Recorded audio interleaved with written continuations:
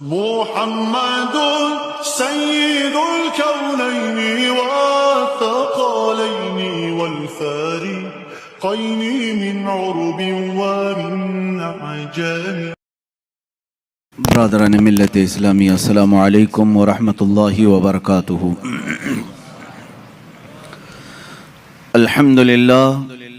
अल्हम्दुलिल्लाहिल हन्नानिल mannan अल्लज़ी खलक़ल इंसान व अल्लमहुल बयान वस्सलातु वस्सलामु अला रसूलिही सय्यिदिल इंसी वल जान व अला आलिही व अस्हाबिही ज़विल खैरि वल इहसान, अम्मा बअद। फ़अऊज़ु बिल्लाहि मिनश शैतानिर रजीम, बिस्मिल्लाहिर रहमानिर रहीम। वमा हुवा अलल गैबि बिज़नीन, सदक़ल्लाहु मौलानल अज़ीम। वबल्लगना रसूलुहुन नबियुल अमीनुल मतीनुल मुख्तारुल करीम व नहनु अला ज़ालिका मिनश शाहिदीन वश्शाकिरीन वल्हम्दुलिल्लाहि रब्बिल आलमीन। बारगाह रिसालत मुआब सल्लल्लाहु तआला अलैहि वसल्लम में दुरूद पाक का हदिया पेश करें। अल्लाहुम्मा सल्लि अला सय्यिदिना व मौलाना मुहम्मदिन मअदनिल जूदि वल करम व आलिहि व अस्हाबिहिल किराम व इब्निहिल करीम व बारिक व सल्लिम सलातन दाइमतन सरमदन अबदा। अज़ीज़ान गिरामी वक़ार, आज की महफिल पाक में उन्वान सुखन है इल्म ग़ैब मुस्तफ़ा सल्लल्लाहु तआला अलैहि वसल्लम। वो रसूल गिरामी वक़ार सल्लल्लाहु तआला अलैहि वसल्लम के इल्म के समंदर के इंतहा को कौन नाप सके। देने वाला खुदा है, लेने वाला रसूल है। अल्लाह के बहुत सारे राज़ों में से एक राज इल्म ग़ैब मुस्तफ़ा भी है। रसूल करीम सल्लल्लाहु तआला अलैहि वसल्लम को कितना इल्म अता हुआ, कितना ग़ैब जानते थे, ये उम्मत का बहस का मौजू नहीं है। बस हमें इतना ही यकीन रख लेना चाहिए जो बरेली के इमाम ने हमें यूँ सिखाया है कि सरे अर्श पर है तेरी गुज़र, दिल फर्श पर है तेरी नज़र। या रसूल अल्लाह, सरे अर्श पर है तेरी गुज़र, दिल फर्श पर है तेरी नज़र। मलकूत व मुल्क में नहीं कोई शय वो जो तुझ पे आया नहीं।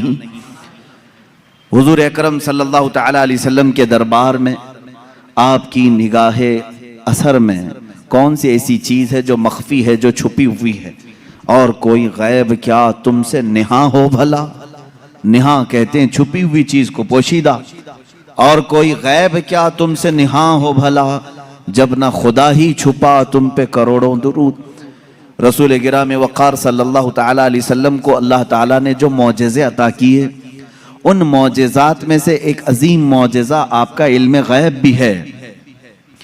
मुझे यहाँ पर इस मौजू पर गुफ्तगू इसलिए भी करनी है कि ज़माने के गुज़रते गुज़रते कुछ इस्लाम में ऐसे ख़यालात भी पनपने लगे जिन्होंने हुज़ूर पाक सल्लल्लाहु अलैहि वसल्लम के इल्म ग़ैब का सिरे से इनकार कर दिया। और बाज़ जमातें तो वो हैं जो ग़ैब को मानती हैं लेकिन वो नापती हैं, इतना था और इतना नहीं था।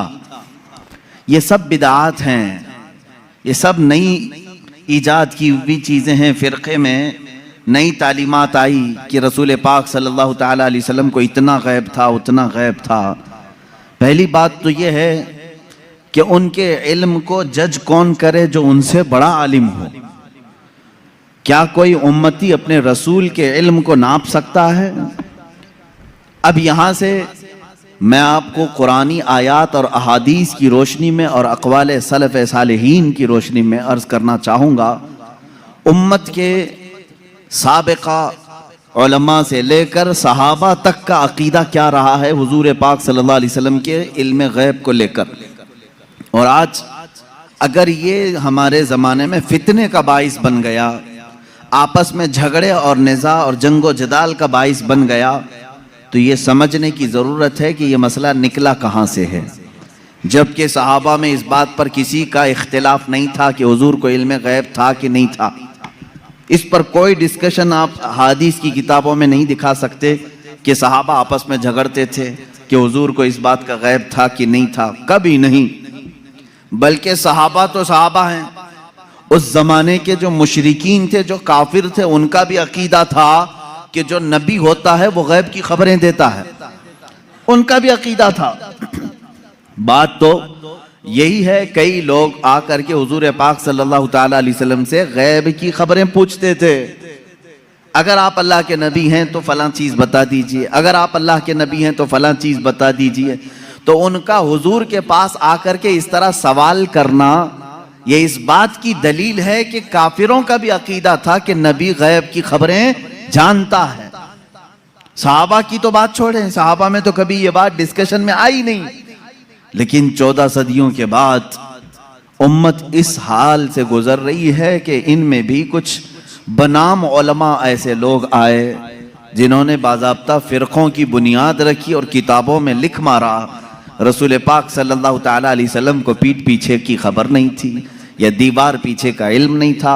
ये वो बातें हैं जो 1400 साल के बाद बाज मौलवी कहलाने वाले हजरात ने लिख दिया या गढ़ लिया और उम्मत को इसी बात पर परेशान कर दिया, जमातें पैदा हो गई। लेकिन मेरे अजीजों, हम जो आज तक अकीदे पर हैं, अल्हम्दुलिल्लाह ये वही है जो 14 सदियां पहले सहाबा का अकीदा था। वो अपने नबी कौनैन सल्लल्लाहु ताला अलैहि वसल्लम के मुतालिक क्या अकीदा रखते थे, कुरानी आयात भी इस बात की शाहिद हैं। चंद इनके जो एतराज़ात हैं, मैं आज पूरी इल्मी गुफ्तगू आपसे करूंगा, थोड़ा जहन को तैयार रखें, दलाइल को भी समझें, इसलिए कि सिर्फ सुनी सुनाई बात पर यकीन कर लेना ये सुन्नी की आदत नहीं होनी चाहिए। दलाइल की रोशनी में बात करें। कुरान पाक की जितनी आयात हैं मैं उनके ऊपर आता हूं, अभी आता हूं, लेकिन सहाबा का पहले अकीदा क्या है ये तो मैं बता दूं। हुजूर पाक सल्लल्लाहु ताला अलैहि वसल्लम के पास एक सहाबी हाजिर होते हैं और वो गरीब सहाबी थे। वो घर से ये सोच करके निकलते हैं उनकी वालिदैन का इंतकाल हो चुका था और गुर्बत बहुत ज्यादा थी, तंगदस्ती थी। वो सहाबी कहते हैं मैं घर से ये निकला कि आज हुजूर पाक सल्लल्लाहु अलैहि वसल्लम से ये दोनों चीज़ों की दुआ करा लूँ, मेरे माँ बाप की मगफिरत की दुआ हो जाए, मेरे माल में बरकत की दुआ हो जाए। वो आए मस्जिद नबवी शरीफ में, लेकिन मामला ऐसा था कि असर के बाद बड़े बड़े सहाबा हुजूर पाक सल्लल्लाहु अलैहि वसल्लम को घेर कर बैठे हुए थे। इनको जाने का मौका ही नहीं मिला और ये कहते हैं मेरी हिम्मत नहीं हो सकी सबसे आगे बढ़ कर के मैं अपना मुद्दा रखूं। मगरिब की अजान हो गई, मगरिब पढ़ाई रसूल करीम सल्लल्लाहु अलैहि वसल्लम ने, फिर जलसा हुआ, लेकिन फिर सहाबा घेर लिए। ये कहते हैं मुझे बात करने का मौका ही नहीं मिला, दूर खड़ा रहा। इशा हो गई, अल्लाह के हबीब सल्लल्लाहु ताला अलैहि वसल्लम इशा के बाद अपने हुजरे की तरफ रवाना हो गए, अपने घर की तरफ रवाना हो गए। सहाबी कहते हैं आखिर तक मुझे बोलने का मौका नहीं मिला, सोचा कि दरवाजा खुलने से पहले एक बार मौका मिल जाए मैं बात कर लूं। ये सोचते हुए पीछे हाथ बांधे चले जा रहे थे। अल्लाह के नबी सल्लल्लाहु ताला अलैहि वसल्लम आगे आगे चल रहे हैं।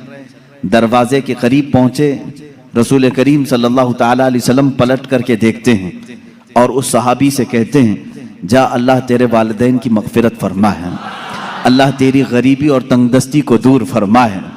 मिली वो मुराद भी जो कह न सका लब से, मेरे सुकूत पर भी मेरे शाह की नजर गई। अजीज़ा ने गिरामी, ये सहाबा का अकीदा था।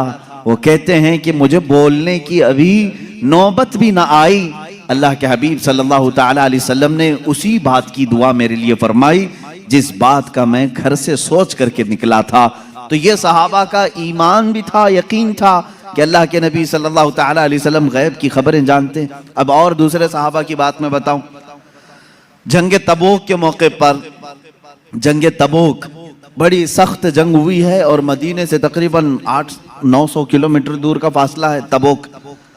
अल्लाह के हबीब सल्लल्लाहु ताला अलैहि वसल्लम ने मदीने के सारे जितने भी जवान थे सबसे कहा था कि इस जंग में शरीक हो जाएं। सब निकले, 3 सहाबा पीछे रह गए।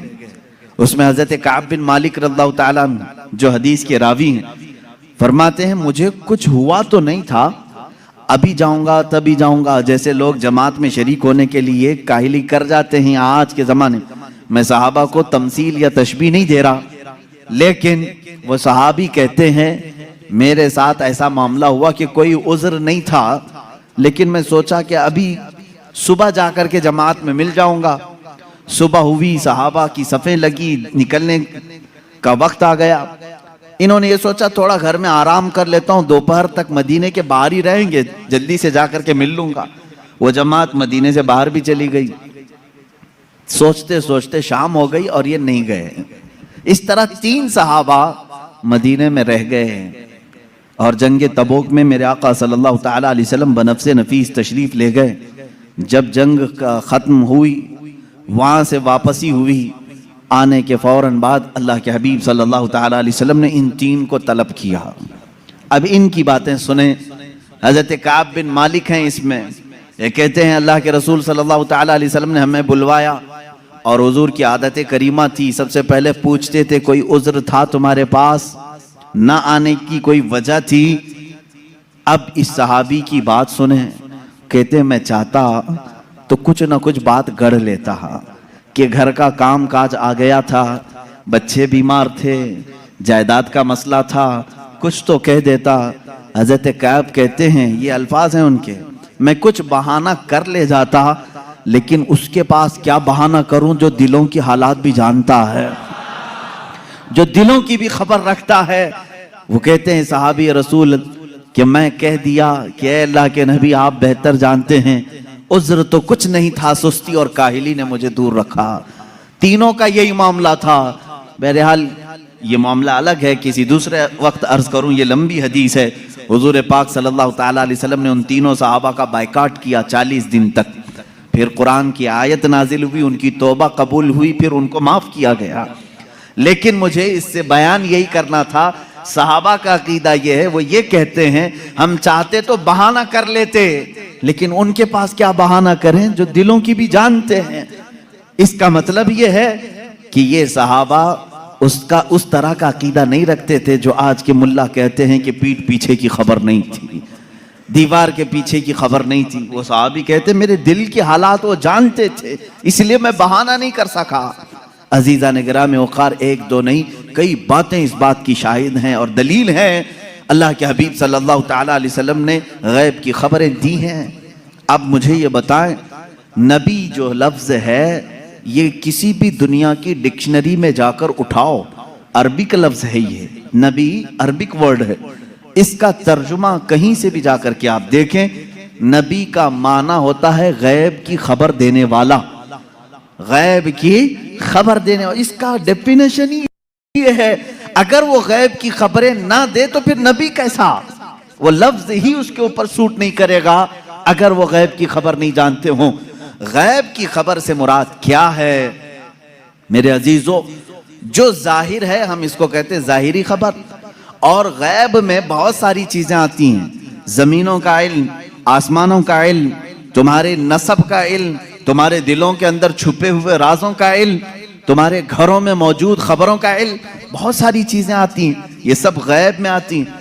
अब हजरत ईसा अलैहिस्सलाम के मुतालिक कुरान कह रहा है, व उब्रिउल अकमह वल अबरस व उहिल मौता बिइज़्निल्लाह व उनब्बिउकुम बिमा ताकुलून व मा तदखिरून फी बुयूतिकुम। हजरत ईसा अलैहिस्सलाम कहते हैं कि मैं तुम्हें वो सब चीजों की बात बता दूंगा, खबर दे दूंगा जो कुछ तुम अपने घरों में बैठकर खाते हो और जो कुछ तुम जमा करते हो। ये कौन कह रहा है? ईसा अलैहिस्सलाम। उनकी जुबान में कुरान बयान कर रहा है।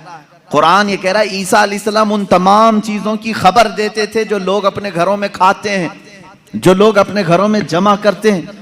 जब बनी इसराइल के नबी ईसा अलैहिस्सलाम घरों में मौजूद खानों की खबर दे सकते हैं, सैयदुल अंबिया सल्लल्लाहु ताला अलैहि वसल्लम पूरी उम्मत की खबर नहीं रख सकते?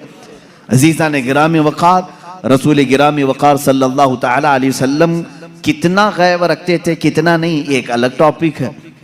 मैं आपको इस मसले को निहायत ही अखलाक के साथ, तमीज़ के साथ, तहजीब के दायरे में बताऊंगा, इसलिए कि कभी कभार होता है कि कोई जोश में और जज्बे में इधर से उधर चला जाए, लेकिन मैं बड़े अदब के साथ आपसे अर्ज करूंगा, इल्म गैब का इनकार कहां से आया, क्यों हुआ, और हमारा आज ये मसला क्यों बना? उसकी वजह यह है कि बाज सलफी और वहाबी और उनकी पैरवी में जमात देवबंद, जिनके बाज उलमा ने हुजूर पाक सल्लल्लाहु ताला अलैहि वसल्लम के कुछ इल्म गैब का इनकार किया, उनकी किताबों में मौजूद है। अब यहीं से ये मसला निकला, उनके इस मज़ऊमा बातिल अकीदे के ऊपर इमाम अहले सुन्नत फाजिल बरेलवी रहमतुल्लाह ताला अलैह ने पूरी किताब तसनीफ फरमाई, अद्दौलतुल मक्किया बिल माद्दतिल गैबिया, जिसमें तकरीबन 200 दलाइल से साबित किया है कि हुजूर पाक सल्लल्लाहु ताला अलैहि वसल्लम को मा कान व मा यकून का इल्म था। जो कुछ हो चुका और जो कुछ होने वाला है सबका इल्म था, सबका इल्म था। अब अगर हुजूर पाक सल्लल्लाहु ताला अलैहि वसल्लम के इल्म गैब के मुतालिक आप डिस्कशन में आ जाएं, तो अब मैं आपको बताता हूं, आपको किसने बताया कि इंसान अव्वल कौन था? दुनिया में सबसे पहले कौन आया? ये सबको मालूम है कि नहीं? आदम अलैहिस्सलाम है। वो सबसे पहले नबी थे, सबसे पहले रसूल थे। अब इससे पहले भी अगर जाएं, आदम अलैहिस्सलाम को पैदा कैसे किया गया? आदम अलैहिस्सलाम जन्नत में रहे, जन्नत से फिर दुनिया में भेजे गए, उनकी पैदाइश के मामलात, उनके दुनिया में आने के मामलात, फिर सैयदना नूह अलैहिस्सलाम ने तबलीग फरमाई 950 साल, उसके बाद और भी अंबिया इकराम अलैहिस्सलाम के वाक़यात, ये सब बातें आपको बताई किसने? किसने खबर किया? कौन बताया आपको? सबका नुक्ता इत्तिहाद तुम्हारे यहाँ जमा होगा मुहम्मदुर रसूलुल्लाह सल्लल्लाहु अलैहि वसल्लम। अगर अल्लाह के रसूल सल्लल्लाहु ताला अलैहि वसल्लम ना बताते तो न तुम्हें आदम अलैहिस्सलाम की खबर थी, न तुम्हें नूह अलैहिस्सलाम की खबर थी, न तुम्हें इब्राहीम और इस्माइल अलैहिस्सलाम की खबरें थी, न तुम्हें हज़रत यूसुफ अलैहिस्सलाम के वाक़यात मालूम थे। कुरान जो कुछ भी बयान हुआ है वो मुस्तफ़ा की ज़ुबान से तो बयान हुआ है, मेरे आका सल्लल्लाहु ताला अलैहि वसल्लम के ज़ुबान से बयान हुआ है। तो मेरे अजीज़ों, जो हो चुका हुजूर उसका भी इल्म रखते हैं, जो हो चुका मेरे आका सल्लल्लाहु ताला अलैहि वसल्लम उसका भी इल्म रखते हैं, उसकी खबर रखते हैं। अब बाद में होने वाला ये भी आपको मालूम है, हर मुसलमान का अकीदा है क़यामत आने वाली है या नहीं? अगर इनकार करोगे तो इस्लाम से निकल जाओगे। क़यामत कैसे आएगी इसका पूरा नक्शा भी मालूम है, कैसे आएगी आपने उलमा से सुना होगा, किताबों में पढ़ा होगा। क़यामत के करीब क्या क्या हालात होंगे, निशानियां क्या क्या हैं, ये सब चीजें बताई गई। याजूज माजूज आएंगे, दज्जाल निकलेगा, सूरज पश्चिम से निकलेगा, दाबतुल अर्ज आएगा, ये बड़ी बड़ी निशानियां। ईसा अलैहिस्सलाम नाजिल होंगे, इमाम मेहदी का ज़हूर होगा, ये बड़ी बड़ी निशानियां। और उसके बाद एक दिन ऐसा आएगा कि सूर फूंका जाएगा। ये इसराफील अलैहिस्सलाम के हाथ में अभी सूर है, फरिश्ते हैं, और वो बाजे की शक्ल की एक चीज है, उससे आवाज धीरे धीरे निकलेगी और उसके बाद फैलती जाएगी, निहायत तेज हो जाएगी। उसी आवाज के धमाके से पूरी दुनिया का इख्तिताम होगा। फिर सूरज चांद टकरा दिए जाएंगे, तारे फट जाएंगे, जमीन उड़ा दी जाएगी, पहाड़ रूई के गाले की तरह उड़ रहे होंगे। फिर मैदान क़यामत कायम किया जाएगा, क़यामत आएगी। इतना सारा डिटेल ये किसने बताया आपको?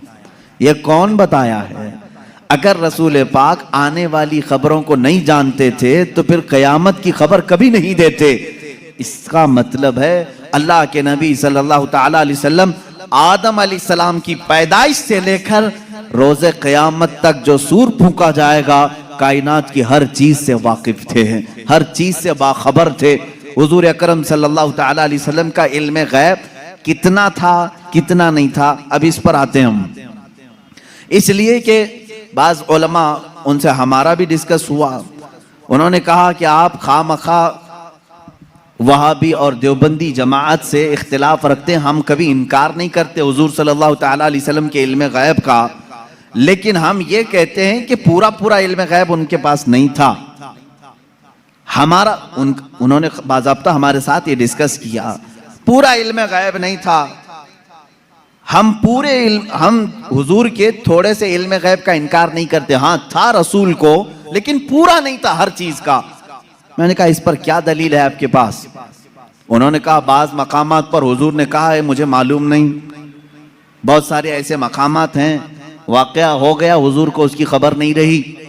इसका मतलब है हुजूर को पूरे इल्म गैब का पूरा इल्म गैब नहीं था, थोड़ा सा तो था, हम इसका इकरार करते हैं। मेरे अजीजों, जवाब सिर्फ इतना ही है कि चलो मियाँ, हम और आप बैठते हैं, हम ये लिखते हैं कि हुजूर का क्या क्या इल्म गैब था, और आप ये लिखो कि हुजूर को किस किस चीज का नहीं था। मुबारक हो तुम्हें, तुम हुजूर के इल्म गैब की नफी पर लिखते जाओ, और हम हुजूर के इल्म गैब के इस बात पर लिखते जाएंगे कि अल्लाह के नबी सल्लल्लाहु ताला अलैहि वसल्लम को किन किन चीजों की खबर थी और तुम किन किन चीजों की नहीं थी, इस पे लिखो। और उसके बाद मातम करो अपनी जिंदगी पर कि अल्लाह ने तुम्हें किस तरह की ये ड्यूटी लगाई कि नबी कौनैन का नक्श निकालने पर पूरी जिंदगी लगा दी। हुजूर पाक के सल्लल्लाहु ताला अलैहि वसल्लम के मर्तबे को कम करने के लिए तुम्हें ड्यूटी लग गई, तुम इस चीज पर तैयार हो गए। अजीज़ान गिरामी वक़ार, पहले ये तो मुझे बताएं कि कौन है जो ये इंसाफ करेगा, इतना था इतना नहीं था, कितना था? क्या तुम नबी के जमाने में हो? हुजूर पाक सल्लल्लाहु ताला अलैहि वसल्लम से तुमने कुछ पूछा है इस बारे में? चलो, अगर 100 चीजों का इल्म था हुजूर सल्लल्लाहु ताला, या इल्म गैब अगर 100 को कहते हैं तो तुम बताओ हुजूर के पास 70 था कि 75 था कि 80 था कि 82 था? कोई हद है तुम्हारे पास? नहीं बता सकेंगे, मेरा चैलेंज है। वो कहते हैं बाज का था। अरे मियां, वो बाज की भी तो तहदीद कर दो, बाज का मतलब क्या है? नहीं, बाज का इल्म गैब था। आज भी वो कहते हैं हुजूर को बाज चीजों का इल्म गैब था। मैं यही कहता हूं, वो बाज कितना था ये आप मुतय्यन करके बता दो। चलो 30% था, 40% था, परसेंटेज नहीं बयान कर सकेंगे। जहां उन्होंने उंगली रख दी कि इतना था, तो फिर वो इस्लाम में ज्यादती करने वाले बन जाएंगे और खारिज इस्लाम हो जाएंगे। हुजूर के इल्म को उन्होंने अगर घेर दिया, इतना था। अब हमसे वो पूछते हैं, चलो ठीक है, हम नहीं बताते कितना परसेंट था, आप ही बताओ कितना था। हम कहते हैं अल्लाह के बाद अगर कोई इल्म है तो रसूल पाक के बाद, तो अल्लाह का नापो, उसके बाद पता चल जाएगा। अल्लाह रब्बुल इज्जत का जो इल्म है, उसके बाद अल्लाह ने अगर किसी को इल्म अता किया है तो अपने रसूल को अता किया। यह हमारा अकीदा है। अब हमें मालूम नहीं अल्लाह का इल्म कितना है, अब हमको वो असल मालूम नहीं, तो फिर जिसको अता किया उसका क्या हम हिसाब कर सकेंगे? अब एक एग्जाम्पल मैं आपको बता दूं। सैयदना खिजर अलैहिस्सलाम, जिनको खदिर कहा गया है, मूसा अलैहिस्सलाम और हजरत खदिर का जो वाकया है सूरह कहफ में है, उन्होंने खुद कहा है कि मुझे बाज चीजों की हिकमत दी गई। हजरत मूसा अलैहिस्सलाम हजरत खिजर से मिलने के लिए गए थे, मालूम होगा आपको वाकया। मूसा अलैहिस्सलाम अपने जमाने के जलीलुल कद्र पैगंबर है। आपने अल्लाह की बारगाह में दुआ की कि अल्लाह, जो इल्म और हिकमत से भरा हुआ तेरा बंदा है, मुझे उससे मुलाकात करा। अल्लाह ने फरमाया, एक मछली भून करके ले चलो, समंदर के किनारे किनारे चलते रहो, जहां ये मछली जिंदा होकर समंदर में चली जाए, वहां मेरे उस बंदे से तेरी मुलाकात होगी। कुरान पाक में ये मौजूद है सूरह कहफ में। मूसा अलैहिस्सलाम अपने गुलाम के साथ लेकर चलते रहे एक जगह आराम करने के लिए। आप रुके, सो गए, मछली वहीं जिंदा हुई, भुनी हुई मछली, तली हुई मछली जिंदा हुई और समंदर में कूद गई। गुलाम ने खबर नहीं किया, उठाया नहीं। मूसा अलैहिस्सलाम आराम फरमा रहे थे, फिर जब बेदार हुए तो गुलाम भूल गए, आगे चल पड़े। मूसा अलैहिस्सलाम को भूख की शिद्दत हुई तो आपने कहा लाओ वो मछली खा लेते हैं, अब लंबा सफर नहीं होगा। तब गुलाम ने कहा वो मछली वहीं उछल कर चली गई थी जहां आप आराम कर रहे थे। वाकया तवील है। वापस मूसा अलैहिस्सलाम वहां आए तो देखा एक सफेद पोश बुजुर्ग थे, उन्होंने आपका नाम लेकर के आपको सलाम किया, मुलाकात हुई। हजरत मूसा अलैहिस्सलाम ने उनसे कहा कि मैं आपके साथ कुछ दिन रहना चाहता हूं। उन्होंने कहा तुम मेरे साथ नहीं सब्र कर सकोगे। मूसा अलैहिस्सलाम ने कहा रहूंगा। उन्होंने एक शर्त रखी, मैं जो भी काम करूं उस पर पूछना मत कि ऐसा क्यों किया। मूसा अलैहिस्सलाम इस पर पाबंदी के साथ चलते रहे। 3 वाकयात कुरान में बयान किए गए। कश्ती पर बैठे और वो कश्ती वाला फ्री में बिठाया दोनों को, मूसा अलैहिस्सलाम और हजरत खिजर को। आप हजरत खिजर उसकी कश्ती को फाड़ने लगे। मूसा अलैहिस्सलाम ने कहा कि ये फ्री में बिठाया है, उसकी कश्ती को आप फाड़ रहे हैं। उन्होंने जलाल का इजहार किया, कहा मैंने कहा था आप मेरे किसी काम पर ना सवाल करें। आपने कहा आइंदा नहीं किया जाएगा। कश्ती से उतरे, एक मकाम पर गए, एक गांव में कुछ बच्चे खेल रहे थे, उसमें खूबसूरत बच्चा था, उसको पकड़ करके उन्होंने मार दिया हजरत खिजर ने। मूसा अलैहिस्सलाम ने फिर पूछा क्या आपको यही बच्चा मिला था, इसको आपने मार दिया? उन्होंने फिर कहा, आपने फिर पूछा। उन्होंने कहा, मूसा अलैहिस्सलाम ने आखिरी एक मौका और, एक गांव पहुंचे, गांव वालों से कहा हमको मेहमान बना लो। गांव वालों ने इनकार कर दिया, हम दोनों को मेहमान नहीं रखेंगे और ना खाना खिलाएंगे। वो वहां से निकले, उस गांव की एक दीवार गिर रही थी। मूसा अलैहिस्सलाम से हजरत खिजर ने कहा चलो दोनों मिलकर के दीवार को सीधी करते हैं। मूसा अलैहिस्सलाम ने कहा एक तो गांव वालों ने खाना भी नहीं खिलाया, मेहमान भी नहीं बनाया, इनकी दीवार को हम क्यों सही करें, और आपने ऐसा क्यों किया?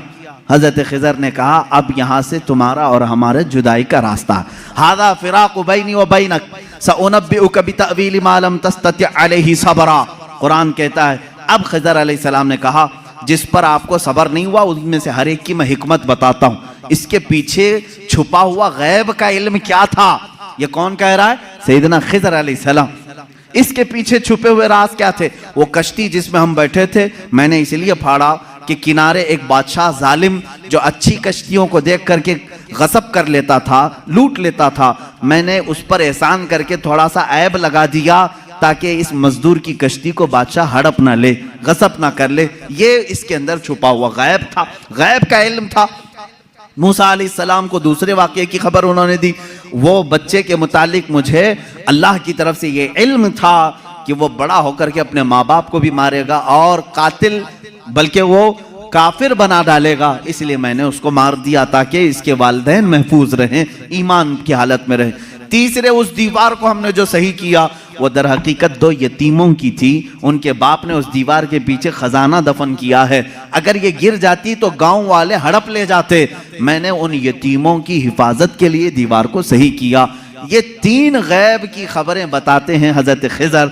उसके बाद जो बात है खिजर, सैयदना खिजर, इनके मुतालिक खुद इख्तिलाफ है कि ये नबी थे कि वली थे, नबी थे कि वली थे। बाज़ उलमा ने कहा बनी इसराइल के नबी थे, बाज़ उलमा ने कहा नहीं वो अपने वक्त के वली थे। बहरहाल अल्लाह ने उनको इल्म हिकमत अता किया था। अब आओ मैं आपको बताता हूँ कितना दिया था। अब यही बात चल रही ना, कितना दिया था, इतना कि उतना। हजरत मूसा अलैहिस्सलाम ने हजरत खिजर से पूछा कि आपको कितना इल्म गैब मिला? वो समंदर के सफर पर थे। समंदर को तो जानते हैं आप, इसका किनारा कौन देखा है, इधर शुरू हुआ कि उधर खत्म हुआ, मालूम ही नहीं पड़ता। समंदर तो वहां तक दिखता है जहां तक आसमान लगा हुआ दिखता है। समंदरों को आपने देखा होगा तो मालूम है, हमने सफर भी किया है, कोई किनारा समंदर का दिखता नहीं जल्दी।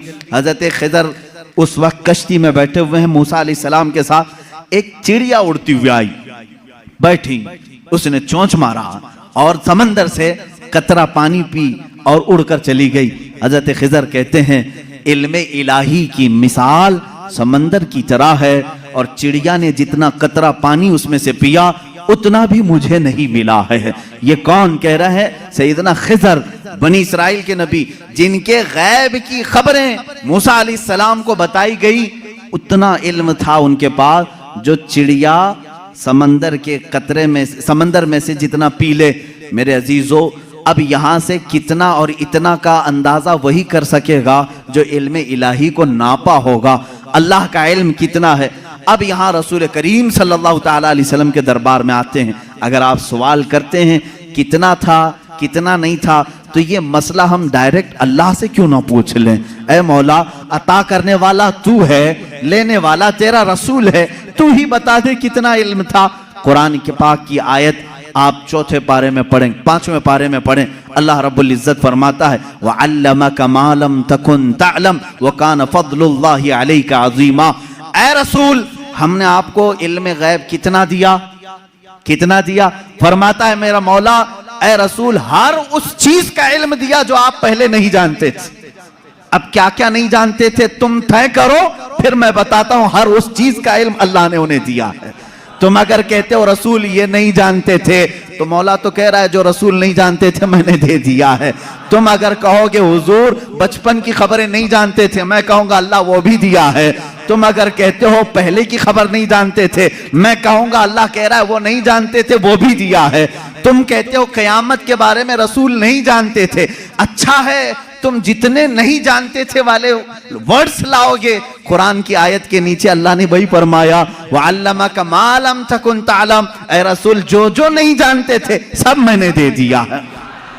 जो जो नहीं जानते थे, तुम जो भी कहोगे ये नहीं जानते थे, साफ कहो हाँ ठीक है नहीं जानते थे, लेकिन अल्लाह कह रहा है रसूल जो नहीं जानते थे वो दे दिया है। अब तेरा लफड़ा किस बात पर है, तेरा झगड़ा किस बात पर है?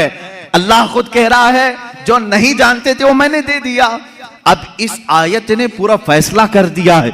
अब यहां पर आए, डिस्कस होता है तो बाज लोग ये कहते हैं कुरान की आयत है, कुरान कह रहा है वइंदहु मफातिहुल गैब ला यअलमुहा इल्ला हु, अल्लाह के पास गैब के खजानों की चाबियां हैं, कोई दूसरा नहीं जानता। एक आयत है। दूसरी आयत जो ये पढ़ करके हमें सुनाते भी हैं सल्फी और कहते हैं तुम रसूल को इल्म गैब कहते हो, कुरान कह रहा है कुल ला अक़ूलु लकुम इंदी खज़ाइनुल्लाहि वला अअलमुल गैब, ऐ रसूल आप फरमा दे मेरे पास अल्लाह के खजाने नहीं और मैं गैब नहीं जानता। ये आयत में साफ है और मैं चुरा करके नहीं जाऊंगा, साफ पढ़ करके जाता हूं। जो इनके एतराजात हैं, कहते हैं कि रसूल को अल्लाह ने खुद कह दिया ऐ रसूल आप कह दे मैं गैब नहीं जानता। रसूल ने कहा उम्मत से दो चीजें ये बताते हैं, इंदहु मफातिहुल गैब ला यअलमुहा इल्ला हु, अल्लाह के पास है गैब के खजाने की कुंजियां चाबियां, कोई दूसरा नहीं जानता। दो आयतें, एक तीसरी आयत और भी पढ़ते हैं और ये कहते हैं इन्नल्लाह इंदहु इल्मुस्साअति व युनज़्ज़िलुल गैथ व यअलमु मा फिल अरहाम व मा तदरी नफ्सुम माज़ा तक्सिबु गदा व मा तदरी नफ्सुम बिअय्यि अर्दिन तमूत। बेशक अल्लाह के पास 5 चीजों का इल्म है, उसको कोई दूसरा नहीं जानता। कयामत कब आएगी, बारिश कब आएगी, माँ के पेट में क्या है, यअलमु मा फिल अरहाम व मा तदरी, और कोई आदमी ये नहीं जानता कि कल क्या होगा। 5वीं चीज है कोई ये नहीं जानता कि किस जमीन में मरेगा। 21वें पारे की आयत है, अल्लाह फरमा रहे 5 चीजों का इल्म अल्लाह ही के पास है। मेरे अजीजों, ये सवालात के बौछार हैं जो एक सीधे साधे भोले भाले सुन्नी मुसलमान के सर पर लाद दिए जाते हैं और उसे बोझल करके कहा जाता है। कुरान जब ये कह रहा है रसूल को कि आप कह दें कि मैं गैब नहीं जानता, और अल्लाह कह रहा है कि गैब के खजाने की चाबियां उसी के पास है किसी के पास नहीं, तो जवाब देना मुश्किल होता है। बाज बंदों को कहते हाँ सही बात है, हमारे मौलवी हजरात ने कुछ और बताया था, यहाँ बातें। मैं आज आपको खुल करके इन तमाम चीज़ों की वजाहत करूँगा। एक बात मैं तकरीबन यहाँ पर 100 किताबों से साबित कर सकता हूँ।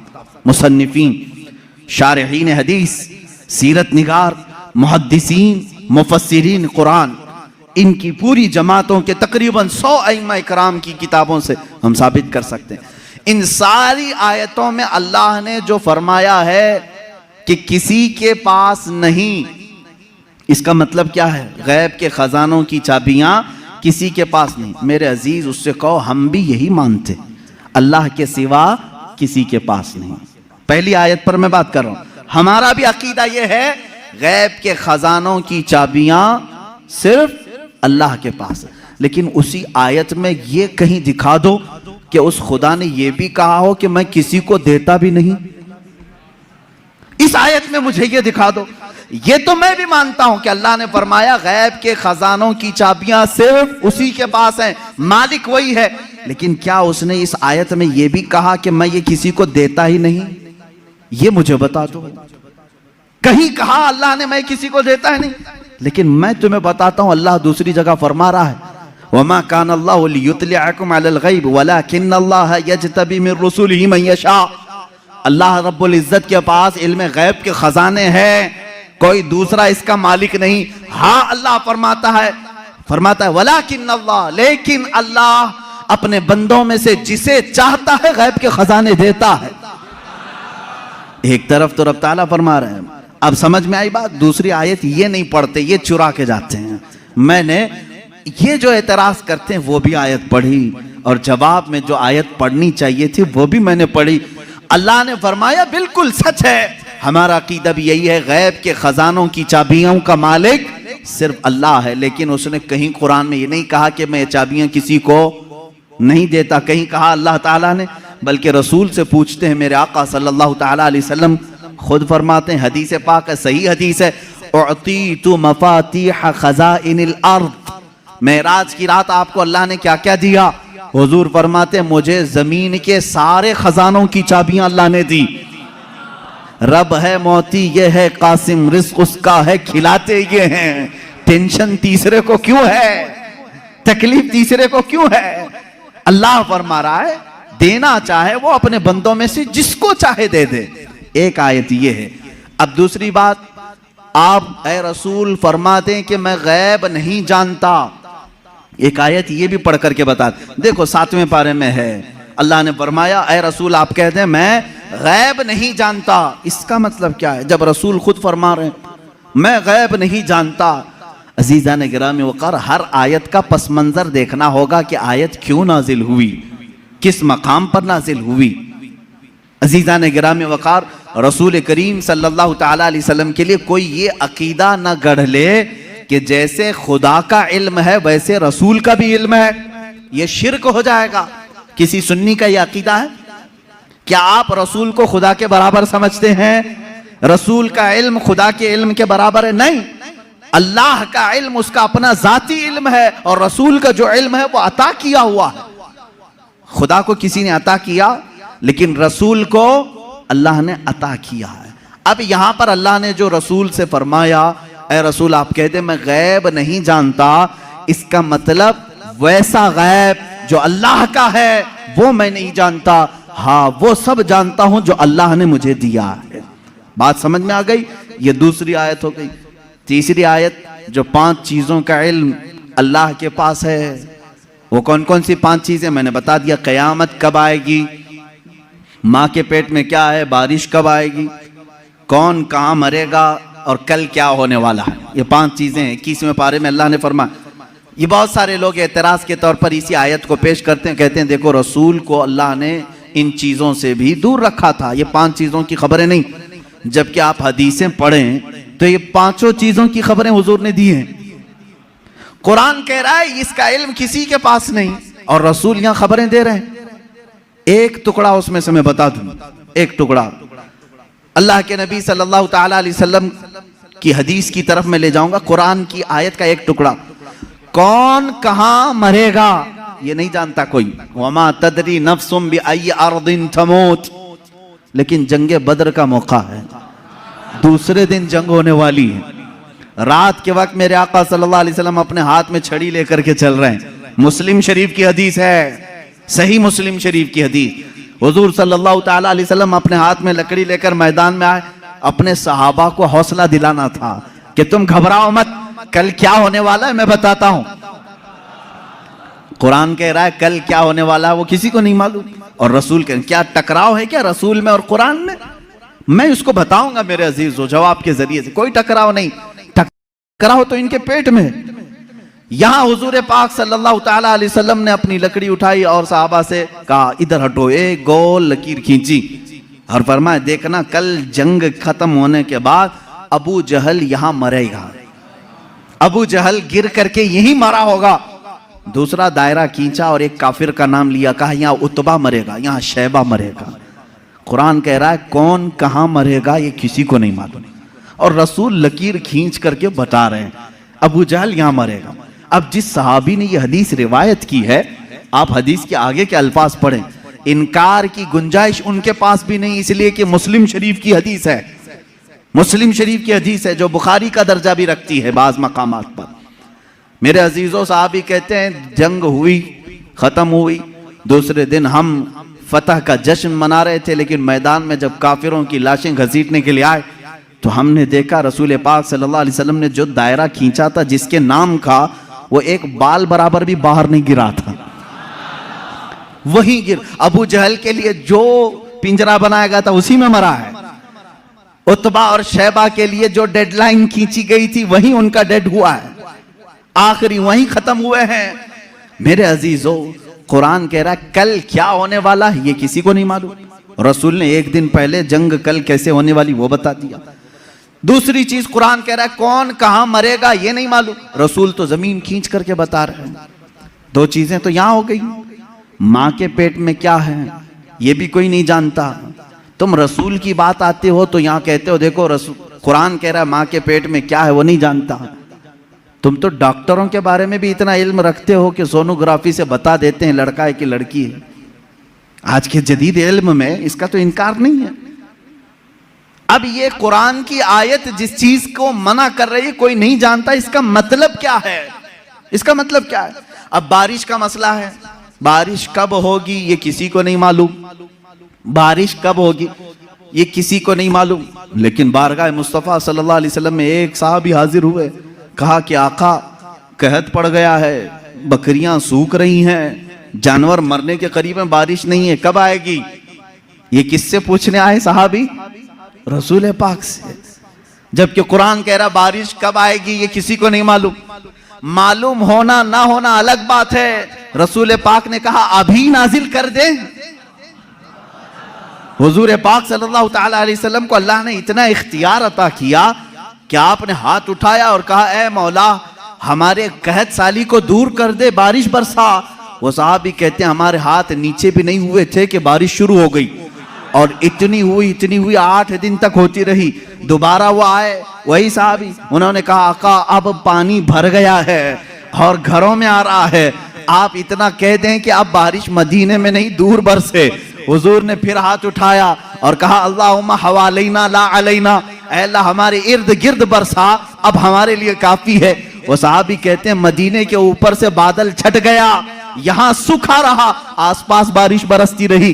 तुम तो इनकार कर रहे हो कि रसूल को कब बारिश आएगी ये नहीं मालूम। हदीस तो बता रही है रसूल जब चाहे आ जाए, जब चाहे आ जाए। अब आयत का क्या मतलब है? आयत में जो इनकार है और हदीस में भी है, हुजूर ने फरमाया 5 चीजों का इल्म किसी को नहीं। यहाँ यही जवाब मैं दूंगा, ऐ मेरे अजीज, अल्लाह ने ये सच फरमाया कि ये 5 चीजों का इल्म अल्लाह ही के पास है, लेकिन पूरी आयत में अल्लाह ने ये कहीं नहीं फरमाया ये मैं किसी को दूंगा भी नहीं। अल्लाह ने फरमाया ये 5 चीजों का इल्म मैं किसी को देता भी नहीं, बल्कि अल्लाह जिसे चाहे इन 5 चीजों से खबरदार करे। जब आम बंदों को अल्लाह इन 5 चीजों से खबर कर सकता है तो अपने गैब बताने वाले रसूल को क्या ये 5 चीजों का इल्म नहीं दिया जाएगा? बेशक मेरे आका सल्लल्लाहु ताला अलैहि वसल्लम को खबरें थी। अब आओ अहादीस की रोशनी में कौन कौन सी चीजें सहाबा ने महसूस की हैं। जंगे बद्र के कैदी जो थे, वो जो कैद हुए थे 70 लोग थे, उनके बारे में मशवरा हो रहा था।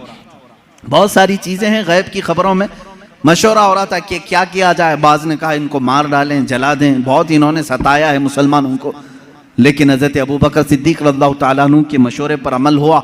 उन्होंने कहा इनसे फिदिया लेकर के छोड़ दिया जाए। हुजूर पाक सल्लल्लाहु ताला अलैहि वसल्लम हर एक कैदी को बारी बारी बुला रहे थे कि तुम्हारे पास जो है वो ले आओ, माल दो और आजाद हो जाओ, क्योंकि उन्होंने तलवार उठाई थी। तलवार उठाने का ये जुर्म है, अब आजाद हो। दूसरी कौमें तो छोड़ती नहीं, तलवार उठाने वाले को मार दिया जाता है या जेल में डाला जाता है। ये मेरे आका का रहम था कि फिदिया दे करके उन्हें छोड़ा जा रहा था, इसलिए कि ये बाद में फिर दायरे इस्लाम में आएंगे, छोड़ा जा रहा था।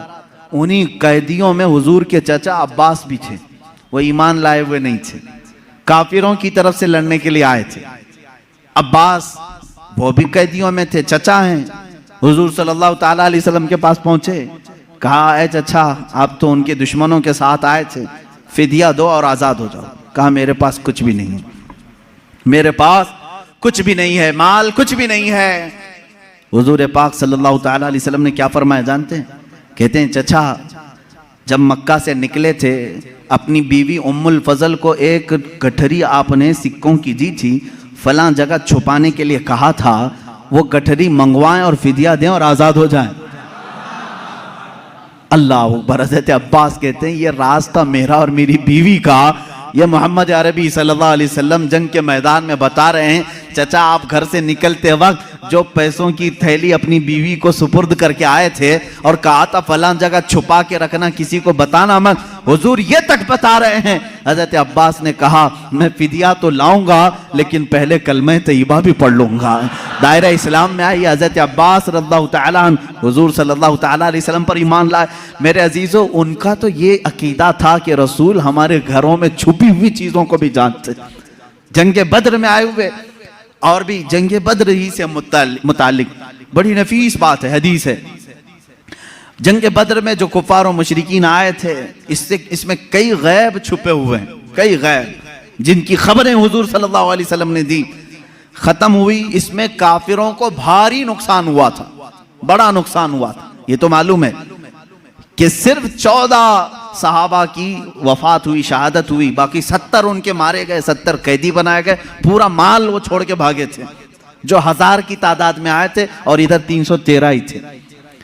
उसके बाद वो इसी गम में पेचो खम खा रहे थे, गलता पेचा थे मक्का के लोग, यानी हसद में जल रहे थे। उनमें से एक शख्स था सफवान, उसके बाप को कत्ल कर दिया गया था मैदान बद्र में, उमैया बाप मार दिया गया। जब लोग जाकर के वाकयात सुना रहे थे, वो बहुत मालदार आदमी था सफवान, बहुत गम में आ गया कि मेरे बाप इतने बड़े आदमी सरदार कुरैश को मोहम्मद के साथियों ने कत्ल कर दिया।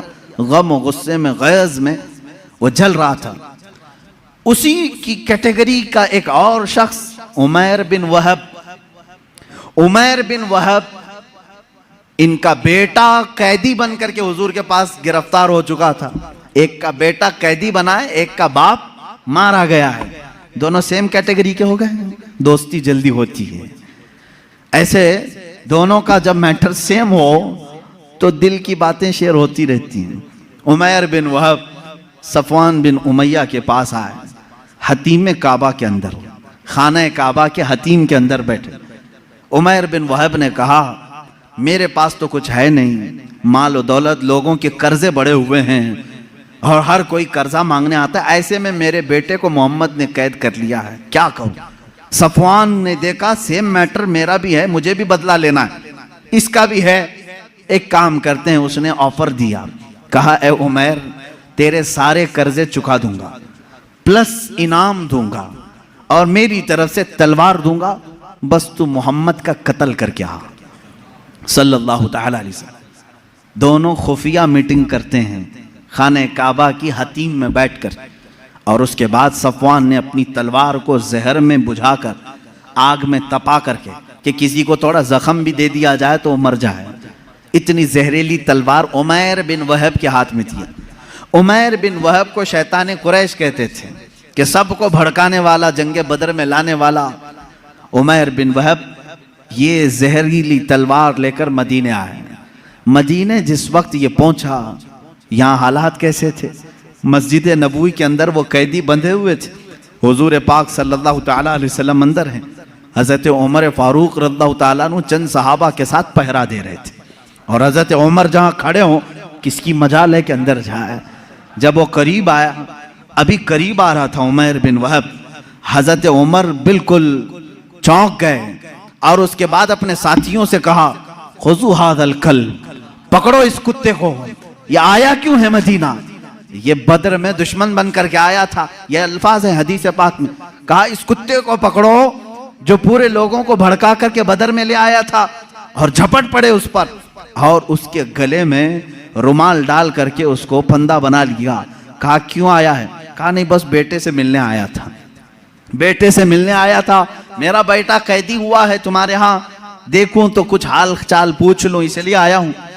तो हज़रत उमर ने कहा इसको पकड़े रहो, पहले मैं इजाजत तो ले लूं रसूल पाक से। अंदर गए, कहा या रसूल अल्लाह सल्लल्लाहु तआला अलैहि वसल्लम, उमैर बिन वहब आया है, कुरैश का वो भड़काने वाला आदमी जो जंग बद्र में सारे लोगों को उकसा रहा था, और मुझे लगता है उसकी नीयत सही नहीं है। कौन कह रहा है? उमर इब्न खत्ताब रज़ियल्लाहु तआला। हुजूर के जो मुहिब थे वो भी लोगों की नजरें देखकर पहचानते थे। कहते हैं मुझे उसकी नीयत सही नहीं लग रही है। हुजूर पाक सल्लल्लाहु अलैहि वसल्लम ने फरमाया उसको अंदर तो ले आओ, मैं भी पूछूं कि किस लिए आया है। हजरत उमर उसी तरह फंदा डाल करके अंदर ले आए। रसूल करीम सल्लल्लाहु तआला अलैहि वसल्लम ने बात करना चाहिए, उसके हलक में अटक रहा था। हजरत उमर से कहा छोड़ दो उसको, बात करने दो। तलवार भी है उमैर बिन वहब के पास, जहरीली तलवार जो लटकी हुई है। रसूल करीम सल्लल्लाहु तआला अलैहि वसल्लम के ऊपर कभी किसी का रौब तारी नहीं हुआ, कभी हुजूर पाक के जिस्म अक़दस पर किसी का रौब तारी नहीं हुआ। निहायत ही संजीदगी के साथ अल्लाह के नबी सल्लल्लाहु तआला अलैहि वसल्लम ने पूछा, ए उमैर क्यों आना हुआ मदीने? उसने कहा बेटे की खैर खैरियत के लिए आया हूँ, मेरा बेटा कैदी बन करके आपके यहाँ आया है। हुजूर ने फरमाया नहीं, ये मकसद नहीं होगा तेरा, ये मकसद तो नहीं होगा। सच सच बता। कहा नहीं, बेटे की खबर लेने के लिए ही तो आया हूं। हुजूर ने फरमाया बेटे की खैरियत पूछने के लिए तलवार लेके क्यों आए हो? तलवार की क्या जरूरत है? उसने तलवार नीचे फेंक दिया और कहा इन तलवारों का क्या? जंगे बदर में तो आपने देखा हमारे पास तलवारें थी, फिर भी हम कामयाब नहीं हुए, इन तलवारों का क्या लेना? वो बातें बना रहा था जैसे सामने वाले को यूं समझा हो कि नहीं जानता है। वो तलवार नीचे रख करके कह रहा है तलवार से क्या होना जाना है, कुछ तो नहीं होगा। हुजूर पाक सल्लल्लाहु ताला अलैहि वसल्लम जलाल में कहा उमैर बिन वहब चुप हो जाओ, वो बात बताओ जो मक्का के हतीम में बैठकर सफवान के साथ तुम करके आए हो। हतीम काबा के अंदर बैठ करके तुमने जो सफवान के साथ डीलिंग की है, मुआहिदा किया, वो बात बताओ। ये रसूल पाक सल्लल्लाहु अलैहि वसल्लम ने जैसी कहा, उमैर बिन वहब कहता है मेरे बदन में राशा तारी हो गया, कपकपी तारी हो गई, इसलिए कि ये बात मेरे और सफवान के दरमियान राज थी। मक्का में तीसरा कोई नहीं जानता था, मदीने में बैठा हुआ ताजदार मदीना मेरी खबर दे रहा है। उमैर बिन वहब ने कहा अशहदु अन्नका मुहम्मदन रसूलुल्लाह, मैं गवाही देता हूं कि आप अल्लाह के सच्चे रसूल हैं। तलवार छोड़ दी, ईमान ले आए। हजरत उमर ने गले से गले लगा लिया और उसके बाद बाहर आकर के कहते हैं सहाबा से, ऐ लोगों, पहले मुझे ये शख्स खिंजीर से ज्यादा नापसंद था, लेकिन ईमान लाया है, अब मुझे मेरे अजीज बेटे से ज्यादा महबूब है। ये ईमान की अलामत भी है। अल्लाह के नबी सल्लल्लाहु ताला अलैहि वसल्लम ने वो खबर दी जो हतीम काबा में बैठ करके वो राजो नियाज से बातें कर रहे थे। इसलिए मेरे अजीजों, जब आप अपने घर में तन्हाई में बैठ करके याद करें, इस यकीन के साथ याद करो कि मेरा नबी सुन रहा है, मेरे आका को इसकी खबर है। अब रही बात, वो जिंदगी में जानते थे, बादे वफात भी जानते हैं। ये भी दलील हमारे पास। पहले हम जिंदगी ही की बात कर लें, जाहिरी जिंदगी की। अल्लाह के नबी सल्लल्लाहु ताला अलैहि वसल्लम के साथ एक बार नहीं कई मरतबा ये मामला आता है। जंगे मौता या जॉर्डन की सरजमीन पर, उर्दुन जिसको अरबी में उर्दुन कहते हैं, इंग्लिश में जॉर्डन, जंगे मौता ये एक बड़ी खतरनाक जंग हुई है सहाबा के साथ। उसमें रसूल करीम सल्लल्लाहु ताला अलैहि वसल्लम शरीक नहीं थे, मदीना तैयबा में थे चंद सहाबा के साथ। इसमें सहाबा गए, हजरत जाफर तैयार अल्लाह ताला सिपह सालार बन करके गए थे। हजरत जाफर तैयार हुजूर सल्लल्लाहु ताला अलैहि वसल्लम के चचेरे भाई हैं, हजरत मौला अली करमल्लाहु वजहुल करीम के सगे भाई हैं जाफर बिन अबी तालिब। ये सिपह सालार बन करके गए, वहां पर बाजिंतीनी लोगों से सख्त तरीन मुकाबला था। मदीने में मेरे आका सल्लल्लाहु ताला अलैहि वसल्लम बैठे हुए, जंगे मौता हो रही। आज आप जाकर के कैलकुलेट करके देख लेना मदीने से जॉर्डन का फासला कितना है, काफी ज्यादा होगा। वो एक अलग कंट्री है, आज ये सऊदी अरब अलग कंट्री है। दोपहर का वक्त है, अल्लाह के नबी सल्लल्लाहु ताला अलैहि वसल्लम मस्जिद में बैठे हैं, सहाबा सामने हैं। हुजूर अकरम सल्लल्लाहु ताला अलैहि वसल्लम अचानक आपकी आंखों में आंसू का कतरा है।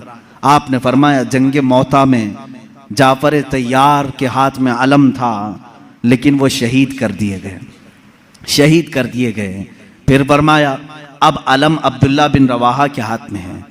हुजूर सल्लल्लाहु ताला अलैहि वसल्लम यहाँ सहाबा को बता रहे हैं। थोड़ी देर के बाद हुजूर ने फरमाया अब्दुल्ला भी शहीद कर दिए गए। एक और सहाबी का नाम लिया। फिर उसके बाद हुजूर सल्लल्लाहु ताला अलैहि वसल्लम ने फरमाया ऐ मेरे सहाबा, अब अलम उसके हाथ में है जिसको सैफुल्लाह कहा जाता है, यानी अल्लाह की तलवार के हाथ में अब झंडा आया है। कौन है? खालिद बिन वलीद के हाथ में है। अल्लाह रब्बुल इज्जत खालिद बिन वलीद के हाथ में फतह रखा है। उसके बाद शाम हुई, सहाबा इकराम को हुजूर ने बशारत दे दी, खुशी मनाओ कि जंगे मौता में इस्लाम को फतह नसीब हुई, मुसलमान गालिब आए। ये जंग ख़त्म होने के तकरीबन 1 महीने के बाद सहाबा वापस आए, और जब जंग की फतह की खबर मदीने में फैलती थी तो लोग खुशियों से इस्तकबाल के लिए बाहर जाते थे, लेकिन यहाँ मदीने में पहले से खुशियाँ हो चुकी थी। 1 महीने के बाद वो सहाबा आए और वह आकर के हालात बयान करना चाह रहे थे। सहाबा ने कहा रुको रुको, हम खुद बताते हैं जंगे मौता में क्या क्या हो रहा था। वो कहते हैं क्या पहले झंडा जाफर अबी तालिब के पास नहीं था? कहा हाँ था। वो शहीद हो गए, उनके बाद अब्दुल्ला के पास था? कहा हाँ था। कहा उनके बाद जैद बिन हारसा के पास था? कहा हाँ उनके पास था।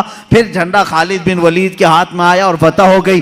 वो सहाबा कहते हैं हम लड़ने के लिए गए थे, तुम मदीने में बैठे थे, खबरें तुम दे रहे हो। उन सहाबा ने कहा हाँ बात हमारे इल्म गैब की नहीं, रसूलुल्लाह के इल्म गैब की है।